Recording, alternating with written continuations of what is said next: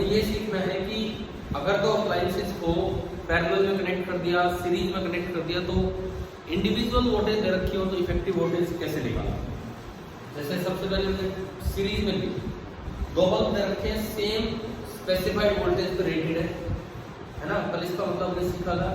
लेकिन इसकी वोल्टेज है W1, तो मैक्सिमम पावर ही कंज्यूम कर सकते हैं, या यूं कहें जब Vs वोल्टेज इसके पास आएगी तो पावर कितनी कंज्यूम करेगा, W1। इस बल्ब के पास जब Vs वोल्टेज आएगी तो पावर कंज्यूम करेगा कितनी, W2। तो इफेक्टिव वोल्टेज का मतलब क्या है, पहली चीज तो कि अगर इस कॉम्बिनेशन के पास आप Vs वोल्टेज पहुंचा दो तो ये कॉम्बिनेशन कितनी पावर कंज्यूम कर रहा है, उसी को क्या बोलते हैं, इफेक्टिव वोल्टेज। ठीक है, मुझे इसमें निकालना है कि सीरीज में जब आपने लगाया तो इफेक्टिव वोल्टेज क्या होगा।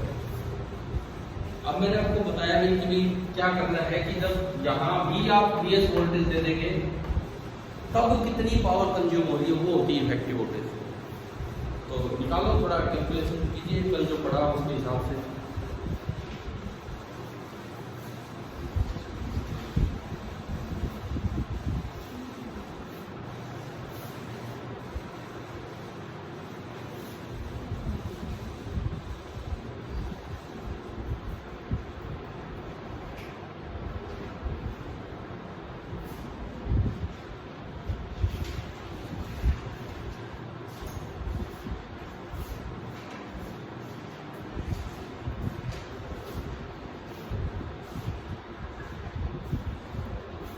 अगर मैं Vs नीचे यहां अप्लाई करूं तो क्या इसको पूरी Vs मिलेगी, इसकी स्पेसिफाइड वोल्टेज है Vs, अगर मैं Vs अप्लाई करता हूं क्या इस बल्ब को पूरी Vs मिल पाएगी, नहीं मिलेगी। तो क्या ये W1 कंज्यूम कर पाएगा पावर, नहीं। ये भी W1 से कम कंज्यूम करेगा और ये भी W2 से कम। तो क्या effective voltage W1 plus W2 आ पाएगी, नहीं। उससे कितनी होगी, W, ये दरअसल एक फॉर्मूले की तरह बोल रहा है, 1/W effective, 1/W effective. Series में ये फॉर्मूला लग जाता है 1/W1 प्लस 1/W। लेकिन कैसे, देखो ये वोल्टेज आपने Vs अप्लाई की, आपको इसकी रेजिस्टेंस पता है, हमने पिछली क्लास में देखा कि रेटिंग से रेजिस्टेंस निकालना आना चाहिए, Vs² अपॉन W1 है ना, पढ़ा था हमने। और यहां से आपने R2 निकाला and that is coming out to be Vs² upon, तो क्या कोई कुछ पूछ रहे हैं, तो ये R1 R2 ये दोनों सीरीज में, तो नेट इक्विवेलेंट रेजिस्टेंस हो गया R1 प्लस R2। तो जो करंट चलेगा, जो करंट यहां से चलेगा that will equal to Vs upon R1 plus R2। अब जो पहला बल्ब पावर कंज्यूम करेगा वो करेगा I² इंटू R1, और दूसरा बल्ब पावर कंज्यूम करेगा I² इंटू R2। जो भी इस वक्त total power consume by the combination होगी वही आपका W इफेक्टिव होने वाला है ना। तो जो W इफेक्टिव बनेगा, W इफेक्टिव दैट इज जब यहां भी ये सप्लाई किया तब दोनों ने कितनी पावर कंज्यूम की, तो दोनों में से I² कॉमन आ गया और क्या बना, R1 प्लस R2। ठीक है, I² की जब आप वैल्यू रखेंगे तो बनेगा Vs² upon R1 plus R2 का होल स्क्वायर, और एक आगे लगा हुआ है R1 plus R2, R1 plus R2 से एक ही है, मेरे पास W इफेक्टिव आ गया Vs² upon R1 plus R2 आ गया, चलो तो आ गया। आप इसमें वैल्यूज पुट कर दो या इसका रेसिप्रोकल कर दो, इसका रेसिप्रोकल करोगे तो 1 अपॉन W इफेक्टिव ये बनेगा R1 plus R2 upon Vs²।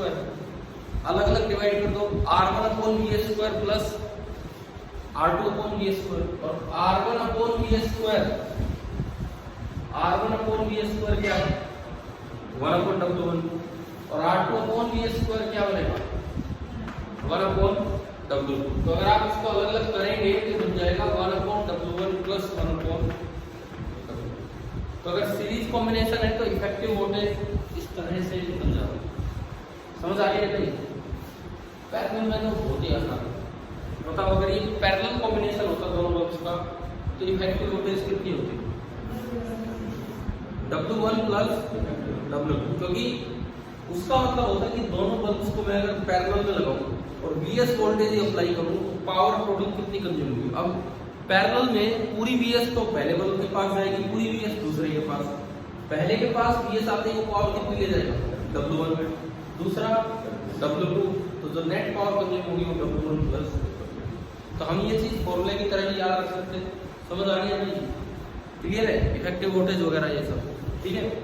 अच्छा, तो बोर्ड एग्जाम में हीटिंग इफेक्टिव और एक्स्ट्रा डिटेल्स में जाने की जरूरत नहीं है, जैसे फ्यूज वायर हुआ, ठीक है, क्योंकि ये सब अब है नहीं हमारे बोर्ड के सिलेबस में।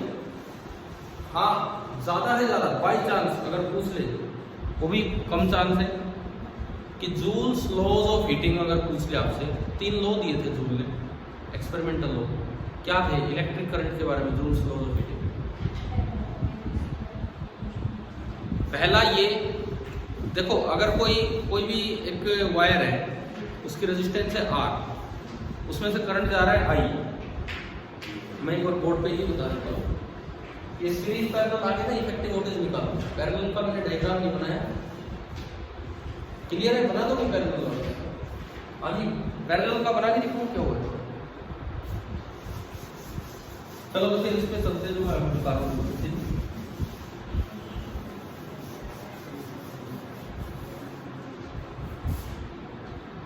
अगर जूल के लॉज की हम बात करें तो जूल ने ये बताया था कि किसी R रजिस्टर में से अगर I करंट जाता है कितनी देर के लिए?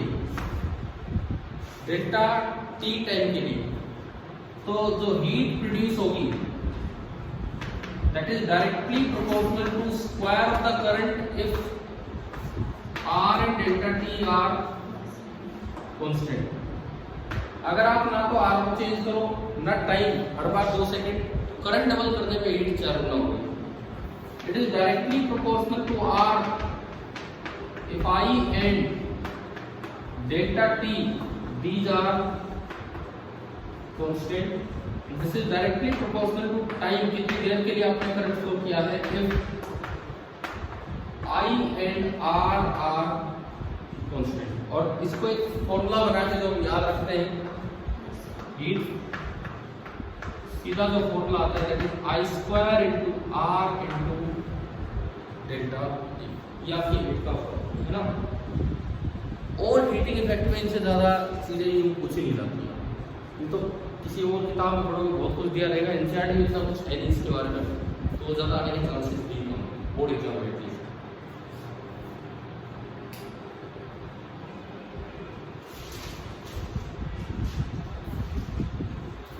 अच्छा, कभी ये पूछ लिया जाए जैसे जैसे यूज बढ़ता है, बल्ब थोड़ा पुराना हो गया है तो उसके फिलामेंट का रेजिस्टेंस कम होता है कि ज़्यादा होता है?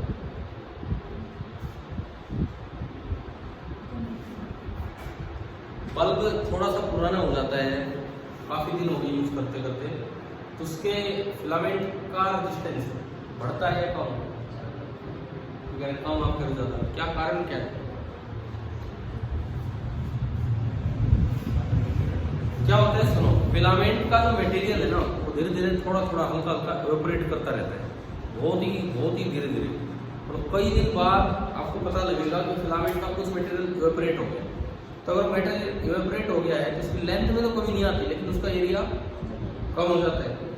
एरिया कम हुआ, R का फॉर्मूला हुआ करता है रो एल अपॉन ए, एरिया कम होगा तो रेजिस्टेंस ज़्यादा होगा, और वो इवेपोरेट हो गया और कहीं नहीं जाता। ग्लास होकर बल्ब को अंदर ही चिपकता रहता है, जिससे थोड़ी डलनेस भी आती है, बल्ब की ग्लो हमें इतनी दिख नहीं पाती। इस तरह का काम करता है, ठीक है।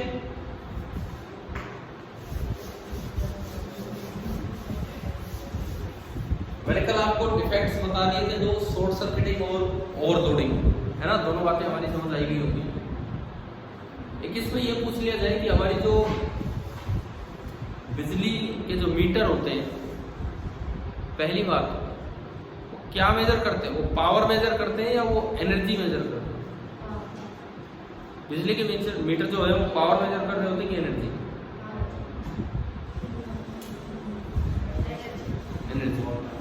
पावर तो एक रेट होता है, पावर तो पर सेकंड एनर्जी है, पर सेकंड थोड़ी हो तो महीने का बिल देके जाते हैं, घरों में 2-2 महीने का बिल देके जाते हैं। पावर नहीं, वो आपको एनर्जी बताते हैं। तो वो जो यूनिट है इलेक्ट्रिसिटी की, दरअसल वो कौन सी यूनिट होती है?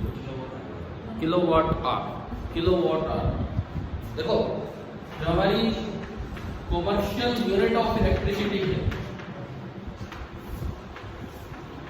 जो हमारी कॉमर्शियल यूनिट ऑफ इलेक्ट्रिसिटी है, that is 1 kilowatt hour. This is 1 kilowatt hour. अब ये पावर नहीं है, ये पावर नहीं है। किलोवाट तो पावर है, लेकिन पावर इनटू टाइम एनर्जी। अगर हम इसको ऐसा यूनिट में लेके चले तो ये हो गया 1000 वॉट है जूल पर सेकेंड, और एक घंटे में 3600 सेकेंड।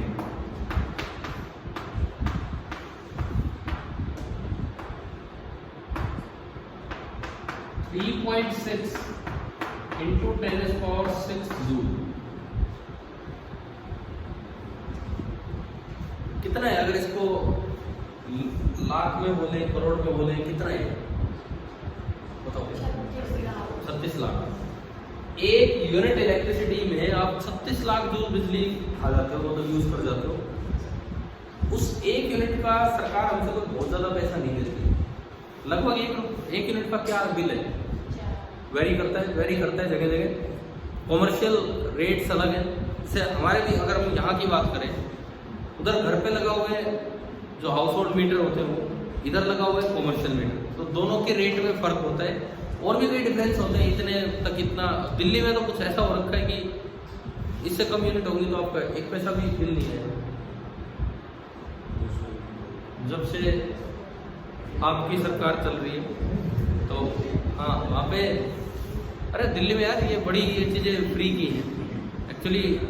बिजली पानी एक मिनिमम है कि भाई वहाँ तक अगर आप यूज़ करोगे तो आपका बिल्कुल भी खर्चा नहीं आने वाला, ठीक है। लेकिन एक बार क्या हुआ, एक बार ना कोई चल रहा था कोई प्रोग्राम ऐसे, तो उसमें कोई पूछ रहे हैं, दिल्ली की एक लड़की वो पूछती है अरविंद केजरीवाल जी से, बोल सर आपने मतलब ये बिजली पानी फ्री कर दिया, ट्रांसपोर्ट भी फ्री कर दिया, बोले इससे तो बड़ा नुकसान हो रहा है। उन्होंने पूछा क्या नुकसान हो रहा है? बोले इससे दिल्ली में भीड़ बढ़ जाएगी, बहुत से लोग बाहर के भी रहने आने लग जाएंगे, और दिल्ली में तो कोई ऐसी तो कोई बात है नहीं, इंडिया का ही पार्ट है, वो रहते भी है। दिल्ली वाला कौन है पता ही नहीं, दिल्ली के लोकल कोई कितने होंगे वहाँ। ज़्यादातर क्राउड तो दिल्ली में बाहर से ही है लगभग। तो केजरीवाल जी ने फिर यही जवाब दिया था, बोले यार तो मतलब इसलिए हम दिल्ली को खराब बनाए कि ताकि कोई बाहर से ना आए। बोले आते हैं तो बहुत अच्छी बात है, लेकिन इन चीज़ों में देखो, मुझे तो एग्जैक्ट नहीं पता वहाँ क्या चल रहा है, लेकिन कहते हैं जो हमने सुना है, कुछ बेसिक सी जो चीज़ें जैसे अस्पताल, स्कूल, ये जो चीज़ें हैं इनमें काफ़ी सुधार हुआ बता रहे। तो खासकर बिजली के रेट में अपने यहाँ भी सुधार है, काफ़ी सुधार है, लेकिन यहाँ सुधार लोग अपने आप ही कर लेते हैं। बोले इससे कम हम भरेंगे नहीं। यहाँ पे अपने आप कर लेते हैं, नहीं भरेंगे भाई, जाओ कर दो, क्या करोगे। तो कोई नहीं। और एक और भी तो दिक्कत है, पहले, अब तो शायद थोड़ा कम हो गया हो, मतलब देखो अब हो सकता है थोड़ा कम हो गया हो या नहीं हुआ हो तो मुझे नहीं पता। पहले मैं जहाँ रहता था, जिस मोहल्ले में, हमारे घर के पीछे जो गली थी, पूरी गली में मीटर नहीं था, एक भी मीटर नहीं था। नहीं, मीटर क्यों नहीं रहते थे? सरकार तो और पैसे के साथ अब तो बाहर लगाने स्टार्ट की, पहले घर में रहते थे। मैं कह रहा हूँ घर भी नहीं थे, घर भी मीटर नहीं थे। और फिर जिन घरों में मीटर थे, जैसे हमारे घर में भी था, एक और के भी घर में, जो भी इधर की तरफ थे, वो जब भी रीडर साहब आते उनको एक बैठक में बिठाया जाता। वो कहता मेरी इतनी लिख ले जाओ, मेरी इतनी लिख ले जाओ रीडिंग, मेरे भाई 50 यूनिट लिख ले जाओ। अरे पूरा महीना हो गया यूज़ करते, 50 यूनिट बिजली यूज़ की आपने, ठीक है जी। वो चल रहा था काम इस तरह, मैंने देखा, ये तो मैंने लाइव देखा है एग्जाम्पल। और बताता हूँ, मतलब पेरेंट्स अपने बच्चों को भी ये सिखाते कि मीटर बंद कैसे होता है और चालू कैसे होता है। बोले बड़ा होगा जब ये करेगा ये काम, बोले इसको इधर लगा तो ये ऑन हो जाएगा, इधर लगा तो ऑफ हो जाएगा। और कुछ ऐसा रिवाज था जो हमारे घर में भी था कि महीने के आखिरी 5 दिन मीटर चला लो, 25 दिन फ्री यूज करो, आखिरी 5 दिन जब वो रीडिंग निकालनी होती जब चला लो। अब ऐसा कुछ भी नहीं है। अब हो सकता है करते होंगे, हम तो अब नहीं करते बिल्कुल भी, लेकिन थोड़ा कम हो गया है पहले के मुकाबले। पहले बहुत ज़्यादा ये था इस तरह का। अच्छा सुनो, होगी बात, इधर सुनो। ये जो बिजली का बिल हम भरते हैं, ये हम इस चीज़ का भर रहे होते हैं कि पूरे महीने की कितनी यूनिट्स आई। अब वो यूनिट, एक यूनिट का मतलब है कि आप 36 लाख जूल बिजली खा गए। बड़ी सिंपल से सिंपल मैं मान लो आपने कितनी महीने में कितनी यूनिट यूज की, 100 यूनिट। एक्चुअली हो ही जाती है आराम से 100 यूनिट। अरे कोई 5 दिन चलाए उसमें निकाल देते हैं 100 यूनिट, तो ये तो बहुत आराम से हो जाती है। 100 यूनिट का मतलब कितनी जूल बिजली होगी तब? नहीं ऐसे नहीं होते तो लाख करोड़ समझ में आता है। 36 करोड़। अब 36 करोड़ जूल एनर्जी सरकार की यूज करके, और उसके आप 500 रुपये देने में आनाकानी कर रहे हो। तो इस तरह कितनी है, मतलब क्या? ऐसा नहीं है, ये मत मानो आप। आपको लग रहा है कि सरकार इन चीज़ों में कमा रही है, ये तो वो बेसिक चीज़ें जो सरकार को देनी पड़ती है, आपके घर तक पहुंचानी पड़ेगी, जो कितनी ही महंगी बन रही हो। सब्सिडी लग के हमें सस्ती मिल जाती, जो कितनी ही महंगी बन रही हो बिजली इतनी आसानी से नहीं बनती यार। आप सोच रहे हो कि सस्ती बना के और हम महंगी दे रहे हैं, ऐसा नहीं होगा। मतलब अब भी मुझे आपकी बातों से लग रहा है कि आप इस बात को सपोर्ट कर रहे हो कि भाई नहीं देना बिल, इतनी सस्ती बना के और महंगी दे रहे हैं। अरे आप तो नेक्स्ट जनरेशन हो, कम से कम कोई सुधार होना चाहिए कि नहीं इस चीज में बिल्कुल। चलो कोई नहीं, इनमें किस तरह के सवाल आते हैं सुनिए। इनमें वही बिल से रिलेटेड क्वेश्चन आ सकते हैं, 10th में भी आया करते थे, आते थे इस तरह के। ठीक है, आपसे यूं ही पूछ लिया जाए कि भाई एक यूनिट का रेट है सपोज 5 रुपए, ये आपको दे दिया और बोला है कि आप घर में एक वीक तक कुछ चीजें यूज कर रहे हो जिनकी पावर आपको दे रखी है। एक वीक तक कंटिन्यूसली ये चीजें चली हैं, एक रेफ्रिजरेटर, एक बल्ब, ठीक है क्या, और एक फैन। इन सब की टोटल पावर आपको जोड़ के दे रखी है। कुछ भी मैं रैंडमली लिख रहा हूँ, मान लो 300 वोट आपको दे दी, ये दी गई है। अब आपसे पूछा है कि बताओ कितने रुपए बिल आएंगे महीने का? नहीं, एक वीक तक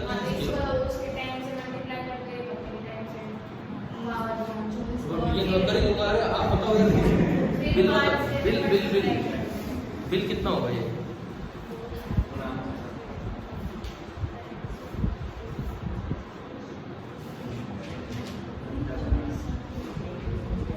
जस्ट आप एक बार इसका आंसर देके बताओ कि कितना बिल होगा।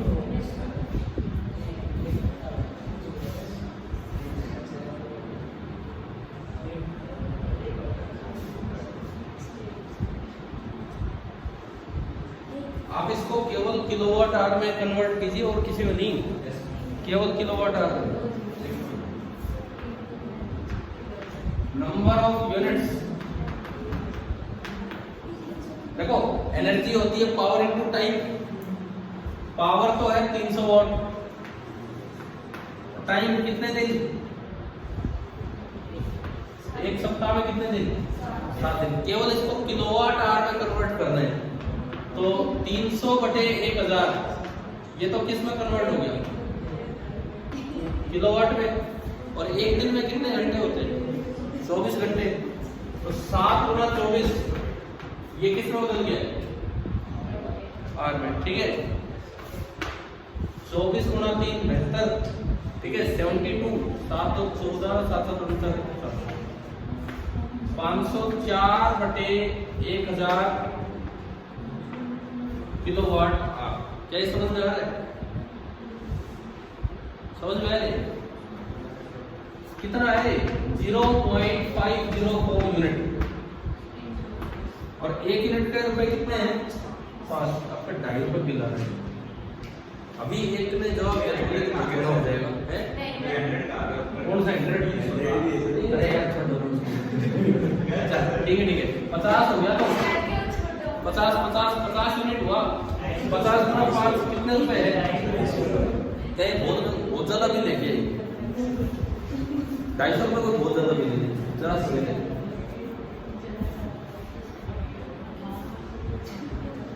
चलो ये बिल से रिलेटेड क्वेश्चंस हो जाएंगे अगर इस तरह के कुछ आते हैं, ठीक है।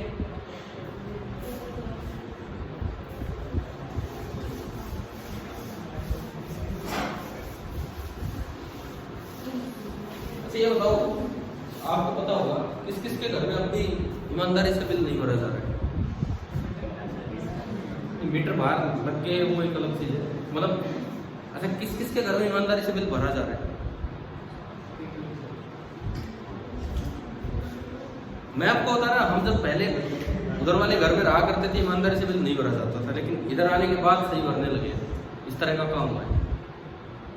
और एक्चुअली जो बिजली चोरी के तरीके हैं ये मतलब कोई भी आदमी ना बड़े खुले में आराम से बता रहा होता, बोले तू यूं करता है मैं तो यूं कर देता हूँ भाई कोई डर ही नहीं लगता यार, इसको तो अलग ही तरीके से देख रहे होते हैं, ऐसा नहीं होना चाहिए।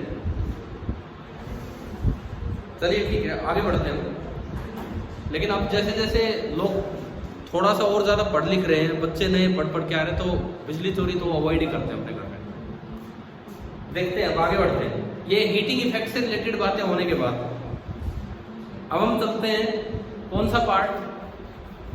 माइक्रोस्कोपिक पार्ट, ठीक है। अब हम माइक्रोस्कोपिक पार्ट की तरफ चलते हैं। इस चैप्टर का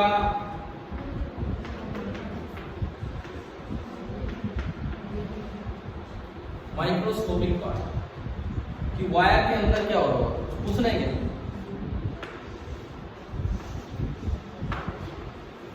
जब करंट फ्लो करेगा तो दरअसल वायर के अंदर क्या हो रहा होगा, ओम्स होगी, कौन सी माइक्रोस्कोपिक फॉर्म है, और कुछ इन चीजों पे हम चलते हैं, ठीक है। कुछ आज का पार्ट जितना टाइम है, कुछ कल का, 2 दिन में आपका ये कंप्लीट हो जाएगा। देखो माइक्रोस्कोपिक पार्ट में शुरुआत हम करें तो हमें ये देखना होगा कि अंदर कैरियर कौन है। कोई भी वायर है या कुछ और है तो अंदर करंट का कैरियर कौन होता है? सबसे पहली बात, मेटल वायर्स में फ्री इलेक्ट्रॉन्स, मेटल वायर में तो फ्री इलेक्ट्रॉन्स होते हैं। दूसरी बात, अगर मैं गैसेस की बात करूं, क्या गैसेस में करंट फ्लो करता है? अगर आयनाइज हो जाए तो गैसेस में क्या होते हैं carrier? Free electron plus ions. वो आयनाइज होते हैं तो इलेक्ट्रॉन भी निकलते हैं और आइंस भी निकलते हैं। क्या लिक्विड में करंट फ्लो करता है? पानी में बहुत ज्यादा करता है। मैंने तो कल जिक्र नहीं किया इसका। ना फिर उसमें तो करंट का कोई सोर्स ही नहीं लगाया उन्होंने। वो तो ये कह रहे थे कि वो लिक्विड जो है वो दीवारों में डाला है, इनमें डाला है। वो तो ये दिखा रहे थे कि वायर कवर्ड वायर है तो उनसे वो डायरेक्ट कनेक्ट नहीं बन पाता है, वो ये दिखाना चाहिए और कुछ नहीं। अगर वायर की इंसुलेशन अच्छी है तो उसके बाद ही आप पानी लगा दो, उससे कोई करंट नहीं है। ये था। अब आप ये बताओ लिक्विड में करंट फ्लो करता है या नहीं? एग्जाम्पल वाटर, पानी का कोई टब है, उसमें एक साइड आप लाइव वायर डाल दो, दूसरी साइड आप हाथ से टच करके देखो, करंट लगेगा, काफी लगेगा। लेकिन अब ये बताओ अगर मैं वाटर की बात करूं, प्योर वाटर में कौन है कैरियर जिससे करंट फ्लो होगा? प्योर वाटर में नहीं करता, बिल्कुल नहीं करता। जो और कोई भी वाटर होगा, सी वाटर नहीं, कोई भी नॉर्मल वाटर, उसमें क्या होता है कुछ सॉल्ट्स मिले होते हैं जिससे कुछ आयंस बन जाते हैं, आयंस क्रिएट हो जाते हैं, और उसकी वजह से कुछ भी चार्ज अगर आयंस की फॉर्म में आएगा तो उसकी वजह से करंट फ्लो करेगा। अगर बिल्कुल प्योर वाटर है तो उसमें करंट फ्लो नहीं करेगा, ठीक है। पर इसका मतलब ये नहीं है पानी प्योर है कि नहीं, ये चेक कर रहे हैं करंट लगा के, वो नहीं करना है हमें, तो और भी तरीके होते हैं हमारे पास। सेमीकंडक्टर में कैरियर कौन कौन है? सेमीकंडक्टर में इलेक्ट्रॉन्स और होल्स। इलेक्ट्रॉन तो होते हैं फ्री इलेक्ट्रॉन्स और होल्स होते हैं आपके जो बॉन्ड में फंसे हुए इलेक्ट्रॉन चलते हैं। क्लियर है ना? कैरियर की हमने अलग अलग बात की। अब मैं आता हूं कि अगर ये कोई भी डिवाइस है, मान लो सबसे पहले ये डिस्कनेक्टेड है, ये एक मेटल वायर है, एक मेटल वायर है और डिस्कनेक्टेड है, और इसके अंदर ये कोई फ्री इलेक्ट्रॉन है।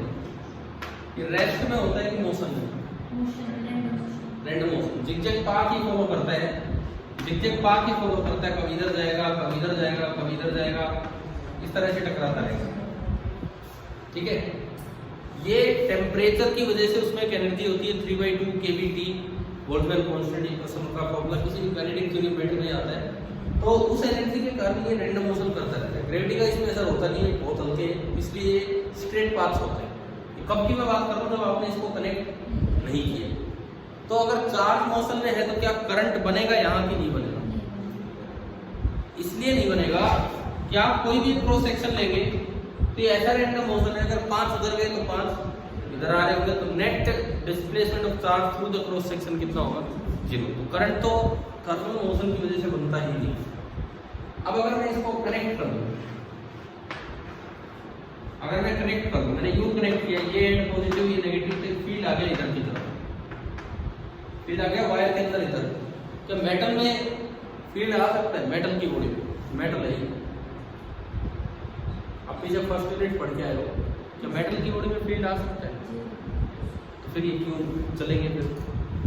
फिर क्या फर्क पड़ेगा? तो ये बैटरी लगाने से वो तो कोई फील्ड आएगा, कोई फोर्स लगाएगा जब ही तो।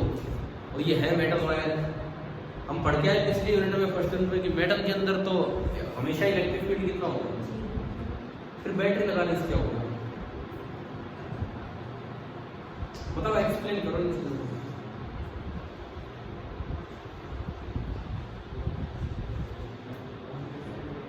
मेटल की बॉडी में फील्ड कब 0 होता है? क्या कंडीशन थी?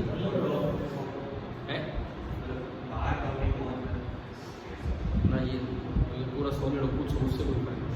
कब 0 होता है मेटल की बॉडी में? Only and only under electrostatic condition. जब उसके अंदर चार्जेस सारे रेस्ट पे आ चुके होते हैं तब नेट फील्ड कितना होता है? 0। यहाँ फील्ड 0 नहीं हो पाएगा। जैसे ही फील्ड अंदर आएगा लगातार मोशन होता रहेगा, चार्जेस कभी रुक ही नहीं पाएंगे, नेट इलेक्ट्रोस्टैटिक कंडीशन ही कभी नहीं आ पाएगी, तो इलेक्ट्रिक फील्ड 0 नहीं होगी। याद रखो, मेटल का जो डाइलेक्ट्रिक कांस्टेंट इनफाइनाइट था, that was only under electrostatic condition. इस वक्त नहीं होता ऐसा कुछ। ठीक है, अब देखिए, जैसे ही इलेक्ट्रिक फील्ड इधर आया, उधर गया, इलेक्ट्रॉन पे फोर्स किधर लगेगी? Opposite direction. तो क्या जिगजैग पाथ खत्म हो जाएगा? क्या हो जाएगा? टेम्परेचर गायब। अभी तक तो ये मोशन टेम्परेचर की वजह से था, अब क्या टेम्परेचर गायब हो गया? तो फिर कहाँ गया ये बात? भाई आप कह रहे हो फील्ड उधर आया, ठीक है, फोर्स लग गया, चल गए, थोड़ा सा इधर चल, लेकिन ये बात क्या खत्म हो जाएगा? ड्रिफ्ट तो मैं इस बात की बात कर रहा हूँ कि इसका क्या होगा? ये जो टेम्परेचर की वजह से जो रैंडम पाथ था उसका क्या होगा? दोनों रहेंगे। पहले केवल ये जिगजैग पाथ था, अब zigzag plus drift, thermal plus drift दोनों। पहले क्या हो रहा था? सुनो, पहले इधर टकराया, शाम को यहीं आया। ठीक है, समझ गए? जैसे मान लो आप सुबह अपने घर से निकले हो, कहीं घूम आओ, शाम को कहाँ मिलोगे? अपने घर पे मिलोगे, तो आप नहीं जा रहे छोड़ के। और ये जैसे आपने फील्ड लगाया, सुबह कनीना से निकला था, शाम को रेवाड़ी पहुंच गया, दिल्ली पहुंच गया, तो पता नहीं चलता रहेगा आगे। तो ये फर्क है, रहेगा आपकी जिगजैग पाथ, लेकिन थोड़ा थोड़ा वो आगे की तरफ शिफ्ट होता चलेगा। समझ आ रहा है? अब मेरा अगला सवाल, जब जिगजैग पाथ था, दोनों केस, एक बार in the presence of electric field, एक बार in the absence of electric field.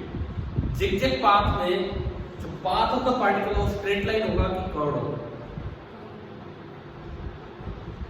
दोनों केस किसमें स्ट्रेट लाइन होगा और कब कर्व होगा? तो बैटरी कनेक्ट कर देंगे तो स्ट्रेट लाइन। बिल्कुल उल्टा जवाब दे दिया। जब बैटरी नहीं कनेक्ट करते हैं, ये तो मैंने अभी बनाया था, लेकिन जब बैटरी कनेक्ट कर देते हैं तो उसमें एक फोर्स लगने लग जाता है। देखो, ड्यू टू जिगजैग पाथ को इधर जाना चाह रहा था, लेकिन उस पर स्पीड की वजह से फोर्स इधर लगा आगे। ये ना पैराबोलिक मतलब कन्वर्ट हो। अरे जैसे मैं किसी चीज को सीधा थ्रो करूं तो क्या वो नीचे मुड़ने लगता है? क्यों? क्योंकि उस पर फोर्स किधर लग रहा है? नीचे। समझ गए? ग्रेविटी वगैरह का असर नहीं है, लेकिन ये फील्ड लगा के उन पे ये इधर लगेगा और उससे। अरे यार, ये सीधा सवाल आ सकता है 1 नंबर में कि इन the absence of electric field and in the presence of electric field, दोनों केस में इलेक्ट्रॉन का मोशन कैसा होता है? इन the absence of electric field तो कैसा होता है? स्ट्रेट, और in the presence of electric field metal wire के अंदर चलता कैसा हो जाएगा? याद रह जाएगी कि ये बात सवाल है आपके एनसीईआरटी बुक के लिए, ऐसे अलग से लिखने की जरूरत नहीं। देखो मैं आपको बता देता हूँ कहाँ होंगे, वो है भी आपके पास। ये निकालो page number 100 example 3.2, page number 100 example 3.2 निकालिए एक बार। इसमें 5 पार्ट हम पांचों करते हैं, इसमें 5 पार्ट से हम पांचों ही कवर कर रहे हैं, पांचों के पांचों पार्ट। देखिए first part, electron drift speed is estimated to be only a few millimetre per second. How then is current established almost the instant the circuit is closed. या अभी बीडी निकालेंगे ड्रिफ्ट स्पीड, ये ना millimetre per second में आती है, 0.1 millimetre per second इस तरह की। इलेक्ट्रॉन का जो करंट बनेगा वो थर्मल मोशन की वजह से बनेगा कि ड्रिफ्ट मोशन की वजह से? दोनों वजह से। थर्मल मोशन तो करंट देगा ही नहीं, उस पर जो ड्रिफ्ट मोशन होगा वही उसको आगे बढ़ाएगा, चाहिए वो थर्मल मोशन उसके साथ इंक्लूडेड है। तो जो करंट आता है वो किस मोशन की वजह से आता है? ड्रिफ्ट की वजह से। जब करंट आता है तो इलेक्ट्रॉन में दोनों मोशन रहते हैं, थर्मल भी और ड्रिफ्ट भी, लेकिन करंट बनता किसकी वजह से? ड्रिफ्ट की वजह से। तो हम देखेंगे ड्रिफ्ट स्पीड ना बहुत कम है, मिलीमीटर पर सेकेंड में है, मिलीमीटर पर सेकेंड में है। तो ये कह रहे हैं कि अगर मान लो यहां से और वो ट्यूबलाइट सपोज मैं कहूँ 5 मीटर दूर है, मैंने स्विच ऑन किया, 5 मीटर मिलीमीटर पर सेकेंड की स्पीड से चलने में इलेक्ट्रॉन को कितना टाइम लगेगा? 5 मीटर अपॉन उसकी स्पीड होती है nearly 0.1 millimetre per second. Millimetre 10 की पावर -3, 10 की पावर -4, 1 2 3 4 50,000 सेकेंड। कितने घंटे हो गए? 3600 से डिवाइड करो, 2 0 से 2 0, 500 बटे 36, थोड़ा सा और काट देता हूं, 5 से 100/7, ठीक है। नियरली कितना? 17-18 सेकंड हो गए, पता नहीं कितने, जो भी हुए 16 सेकंड मान लो, जो भी है,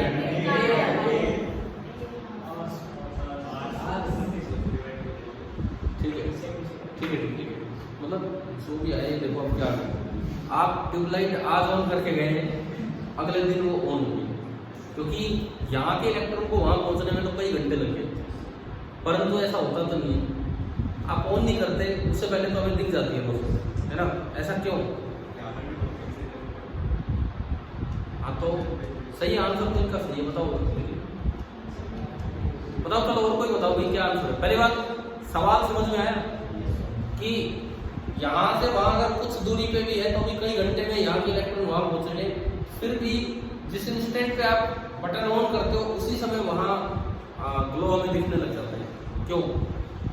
इसका कारण ये होता है कि हमें यहाँ के इलेक्ट्रॉन को वहां पहुंचाने की जरूरत नहीं है, वहां वाले इलेक्ट्रॉन्स को भी एनर्जी दे दो कि उसमें ड्रिफ्टिंग स्टार्ट हो जाए, और वो एनर्जी देने का काम करता है इलेक्ट्रिक फील्ड। और इलेक्ट्रिक फील्ड ईएम वेव की तरह चलता है। ईएम वेव की स्पीड होती है 3 × 10⁸ मीटर पर सेकेंड। तो इस स्पीड से अगर आपको 5 मीटर देखोगे तो कुछ सेकंड भी नहीं लग रहे, 1 सेकंड भी नहीं लग रहा है, इसीलिए वो इंस्टेंटली होगी, ठीक है। ड्रिफ्टिंग जब यहाँ स्टार्ट होगी उसी वक्त ड्रिफ्टिंग वहां स्टार्ट हो जाएगी बल्ब के पास। क्लियर है? ये इसका पहला पार्ट। एक बार इसका आंसर भी हम पढ़ लें। Electric field is established throughout the circuit almost instantly with the speed of light, causing at every point a local electron drift. Local drifting हो जाती है। Establishment of current does not have to wait for the electrons from one end of the conductor travelling to the other end. हमें यूं wait नहीं करना यहाँ के electron वहां कब पहुंचेंगे। However it does take a little while for the current to reach its steady value. ये कह रहे हैं कई बार क्या होता है, करंट को स्टेडी वैल्यू पहुंचने में थोड़ा टाइम लग जाता है, कई बार दिख भी जाती है। बल्ब है, कुछ ऐसे केसेस होते हैं जिनमें बल्ब ग्लो करने में थोड़ा सा टाइम ले जाता है। देखा होगा CFL और इनमें हुआ करता था पहले कुछ इस तरह से, ठीक है। Second, electron drift arises due to force experienced by electron in the electric field inside the conductor, but force should cause acceleration. Why then do the electrons acquire a steady average drift speed? आप ये बताओ, हम यूँ कहते हैं कि लगातार electron पे फोर्स लगता रहता है इलेक्ट्रिक फील्ड का, फिर भी उसकी स्पीड मिलीमीटर पर सेकंड में। अरे लगातार फोर्स लगेगा जब तो बहुत ज्यादा स्पीड हो जानी चाहिए एक्सेलरेशन के कारण, फिर भी उसकी स्पीड मिलीमीटर पर सेकंड में क्यों? उसके अंदर कई फिक्स्ड पॉजिटिव आयंस होते हैं, कर्नेल जिनको हम बोल देते हैं, बार बार इनकी क्या होती है, इससे टक्कर होती है। देखो इसको आप इससे कंपेयर कर सकते हो, इस चीज को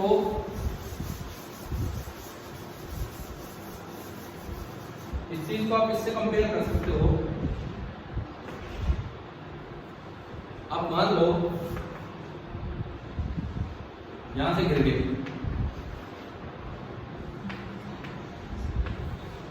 भाई ग्रेविटी लग रही थी आप पे, ग्रेविटी थी, इसकी वजह से आप गिरे और पता नहीं क्या हुआ। आप यहां से गिर गए, क्या अब ग्रेविटी नहीं थी? इनफ भी ग्रेविटी, वही ग्रेविटेशनल फोर्स था आप पे mg जो इधर नहीं था, लेकिन जैसे ही आपकी स्पीड बढ़ने लगती है फिर क्या हो जाता है? कोलिजन होते स्पीड एकदम से फिर से जीरो होगी, फिर दोबारा ग्रेविटी शुरू से बढ़ानी स्टार्ट करेगी, फिर कोलिजन। समझ रहे हो ये चीज? तो क्या स्पीड कभी भी बढ़ पाई है? नहीं बढ़ पाई, और ये अपने खड़ा हो चल पड़ा भाई है यार, अरे लगती है थोड़ी। सुनो इधर सुनो, मतलब उसी फोर्स के वजह से लेकिन बीच बीच में कोलिजन होने लग जाए तो क्या आपकी स्पीड लगातार बढ़ पाएगी? नहीं बढ़ पाएगी। इसीलिए ड्रिफ्ट स्पीड, इलेक्ट्रॉन एक नॉन लिविंग थिंग है, तो क्या फूटेगा? वो टकराएगा फिर आगे चल पड़ेगा, टकराएगा फिर आगे चल पड़ेगा, इस तरह का काम। ठीक है, चलो मैं ऐसा सवाल आपसे +1 में पूछता हूँ बना के। अब वॉकिंग ऑफ मैन पढ़ाया जाता है +1 क्लास में, टॉपिक आता है वॉकिंग ऑफ मैन, किस तरह से हम चल पाते हैं। भाई न्यूटन थर्ड लॉ हम इसे एक्सप्लेन करते हैं। कैसे एक्सप्लेन करते हैं? आप चलते हैं, जब आप पिछले पाँव से चलते हैं अगले पाँव से, दोनों से नहीं। भाई ये थोड़ी पूछ रहा हूँ लेफ्ट से, भाई ये थोड़ी पूछ रहा हूँ लेफ्ट से कि राइट से, तब कहो दोनों से। अरे अब मैं पूछ रहा हूँ पिछले से चलते हो कि अगले से? किसकी वजह से आप मूव कर पाते हो? पीछे वाले की वजह से। जब ये पाँव पीछे है तो आपने ना ग्राउंड को इधर वाले पाँव से पीछे की तरफ थोड़ा प्रेस किया, ग्राउंड बदले में रिएक्शन फोर्स आगे देगा, इसका एक कंपोनेंट आगे होगा और एक कंपोनेंट ऊपर होगा। ऊपर वाला कंपोनेंट तो हमारे वेट को बैलेंस करेगा और आगे वाला कंपोनेंट हमें मूव कराएगा। फिर थोड़ी देर बाद ये पाँव गया आगे, पिछला कौन बन गया? उधर वाला। तो हम चलते दोनों से हैं, लेकिन हमें मूव कौन सा करवा रहा है? आगे वाला पाँव, पीछे वाला? पीछे वाला पैर बार बार आगे मूव करवा रहा है। ठीक है, इस तरह से एक्सप्लेन कर देते हैं। अब अगला सवाल सुनो, इसका मतलब कभी तो हमारे इस पाँव पे आगे फोर्स लगता रहता है और कभी इस पाँव पे, कभी इस पे कभी इस पे। जब तक हम चलते हैं दोनों पाँव पे कभी इधर आगे की तरफ फोर्स लगता रहता है। इसका मतलब तो ये हुआ कि फोर्स, अनबैलेंस्ड फोर्स हमारी बॉडी पे लग रहा है, तो हमारी लगातार कुछ ना कुछ एक्सेलरेशन होगी। तो बहुत कम से कम एक्सेलरेशन मान लेता हूँ, बहुत कम से कम मान लो, छोटी एक्सेलरेशन मानी, जो नॉर्मल केसेस की बोल रहा हूँ, आप 0.1 मीटर पर सेकेंड स्क्वायर की एक्सेलरेशन जितना फोर्स आप पे लग रहा है by the ground in forward direction. समझ आ रहा है? आप सुबह सुबह निकले मॉर्निंग वॉक के लिए, 1 घंटे आप घूम के आ रहे, बस केवल 1 घंटे। 1 घंटे में कितना टाइम हो जाता है? 3600 सेकेंड। ठीक है, तो आप पे लगातार एक एक्सेलरेशन लगती रही, तो आपने जो स्पीड गेन कर ली होगी v = u + at। घर से आप चले थे आराम से, a × t 360 मीटर पर सेकेंड। अगर इसको किलोमीटर पर आवर में बोलना हो तो 18 × 5 से मल्टीप्लाई कर दो, ये किस में कन्वर्ट हो गया? किलोमीटर पर सेकेंड में, किलोमीटर पर आवर में। हाँ, 5 7 35, 5 और 2 10, 72 × 18 कितना हो गया? कितने किलोमीटर पर आवर हो गया? 72 × 18 बताओ एक बार,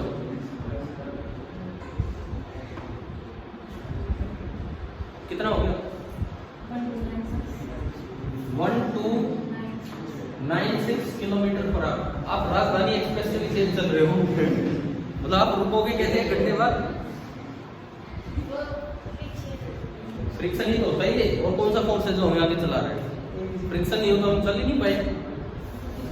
अरे सुनो, आप जब चलना एक्सप्लेन करते हो प्लस वन क्लास में, आप जब चलना एक्सप्लेन करते हो प्लस वन क्लास में, तो जो नॉर्मल रिएक्शन आप पे लगता है उसका एक कंपोनेंट फ्रिक्शन होता है, नॉर्मल रिएक्शन ही रिएक्शन फोर्स जो लगता है उसका एक कंपोनेंट फ्रिक्शन होता है और एक component normal reaction. Normal reaction का काम है हमारे वेट को बैलेंस करना। फिर वैसा ही सवाल दिया मेरे को जो प्लस वन में, आप प्लस टू में जो अभी बुक में दे रखा है कि लगातार फोर्स लगने के बावजूद आपकी स्पीड मिलीमीटर पर सेकंड में क्यों? तो अगर लगातार ये रहा तो आपकी तो स्पीड बहुत ज्यादा हो जाएगी। मैं कह रहा हूँ रुकोगे कैसे? लेकिन क्या 1 घंटे चलने के बाद ये हाल होता है क्या हमारा? नहीं होता। फिर कैसे क्या होता है? क्या क्या क्या हम कहाँ टक्कर मारते चलते रोड के साथ? हम कहीं नहीं टक्कर मारते चलते हैं रोड के साथ। हम तो सीधे चलते आराम से, कहीं नहीं टकरा रहा, बिल्कुल आराम से चल रहा।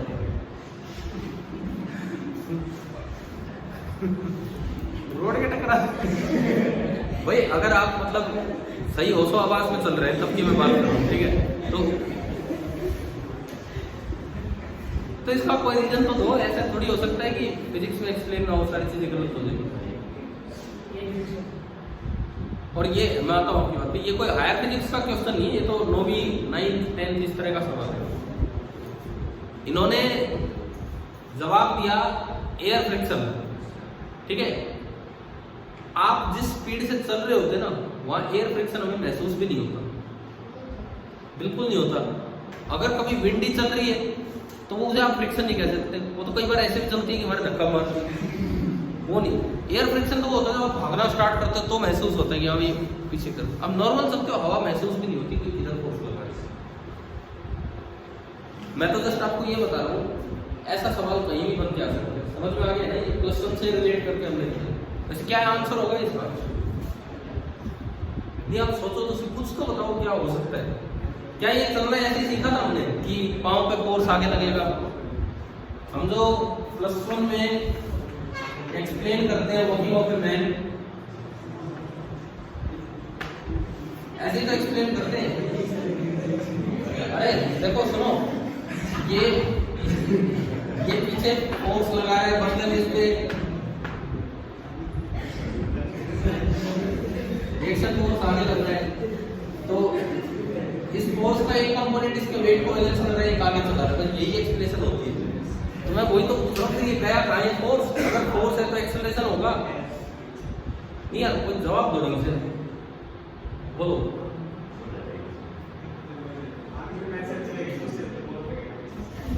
क्या कह रहे हैं? हाँ ठीक है, पता है हमारा चलना इस तरह का होता है। हम क्यों ये एक्सप्लेन कर देते हैं कि फोर्स आगे लगता है। वो नेट फोर्स आगे केवल शुरुआत में लगता है, केवल शुरुआत, जब आप रेस्ट पे थे और आपने मोशन गेन किया, उसके बाद आपके दोनों कदमों पे नेट फोर्स हमेशा 0 रहता है। इस पे आगे लगा तो जैसे ही पैर आगे जाएगा, इसको रोकने के लिए, रिलेटिव स्लाइडिंग रोकने के लिए, भाई ये पाँव आप आगे लेके जा रहे हो ना, ये पाँव आगे लेके जा रहे हो, जो अगला पाँव है जैसे आप आगे रखोगे ग्राउंड पे वो स्लिप होना चाहेगा आगे, लेकिन हम स्लिप तो नहीं होने देते। हम स्लिप थोड़ी होने देते हैं। अरे आप चलते जब स्लिप थोड़ी होते पाँव, तो आप आगे जैसे ही पाँव रखोगे तो उसे स्लिपिंग रोकने के लिए ग्राउंड ने फ्रिक्शन किधर लगा दिया? पीछे लगा दिया, ठीक है? फिर क्या होता है, जैसे आप नॉर्मली चलना स्टार्ट कर देते हो, एक पाँव पे थोड़ा आगे लगा, एक पाँव पे थोड़ा पीछे लगा, तो नेट फ्रिक्शन फोर्स कितना हो जाता है? 0। कोई हमें फ्रिक्शन की जरूरत ही नहीं पड़ती किसी कदम का, इस तरह से। क्लियर है ना? तो ये ऐसी चीजें कहीं अपने एक्सपीरियंस कर लिया। अगला सवाल, बातें नहीं, अगला सवाल, question number 3। The electron drift speed is so small. ये कहता है इलेक्ट्रॉन ड्रिफ्ट स्पीड अगर मिलीमीटर पर सेकंड में आ गई है, and the electron charge is small, E भी बहुत कम होता है, how can we still obtain large amount of current in the conductor. ये कह रहे हैं ड्रिफ्ट स्पीड भी बहुत कम है, करंट होता है 4 coulomb per unit time, drift speed भी बहुत कम है, और चार्ज भी कोई क्रॉस करेगा जरा सा ही करेगा क्योंकि ई की वैल्यू भी बहुत कम होती है। फिर करंट एम्पियर के कहां से आ जाता है? एक फॉर्मूला जो आप पढ़ोगे, इसमें पढ़ रखा होगा आपने, I equal to NEA into VD, where VD is the drift velocity, drift speed, है ना। देखो ई बहुत कम, 10 की पावर -19 में गया, एरिया भी कम ही होता है, वायर है, वैसे पाइप थोड़ी हो, वायर है, वायर का एरिया बहुत ही कम है। वीडी आपने अभी पढ़ी मिलीमीटर पर सेकंड में चली जाती है, फिर भी करंट एम्पियर में आ जाते हैं, और भी बड़े आ जाते हैं। उसका कारण ये है, यार एक काम करो, पीछे वाला पंखा चला दो, आगे वाला मत, वहां से वो कोई बटन नहीं है इसमें, वो ये उधर बटन।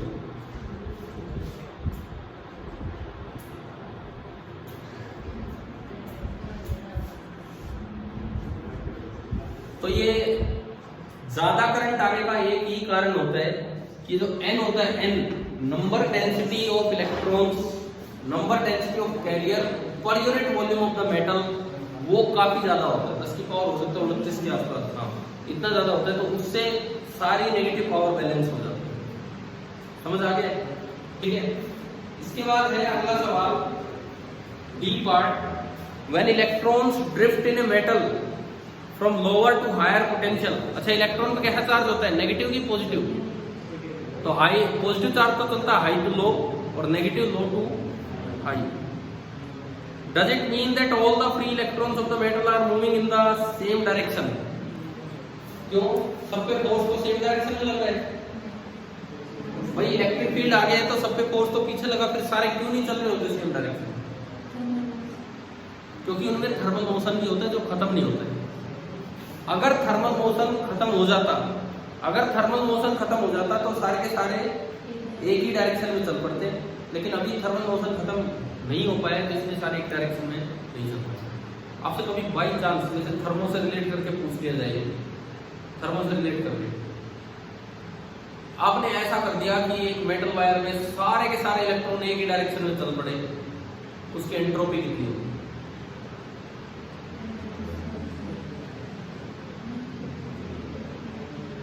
एंट्रोपी ऐसा कब होता है कि जब सारे के सारे एक ही डायरेक्शन में चले? गैसियस सिस्टम में सारे मॉलिक्यूल्स एक ही डायरेक्शन में बिल्कुल एक तरफ तो हो सकते हैं जब आप बिल्कुल 0 केल्विन को अचीव करते हैं, ठीक है, वो अनअटेनेबल सा है। लेकिन अगर आप बिल्कुल वहां पहुंच जाए और वहां जाके जब बिल्कुल ही रेंडमनेस खत्म हो जाती है ना, बिल्कुल रेंडमनेस खत्म हो जाती है, तो वहां कहते हैं कि एंट्रोपी 0, ठीक है।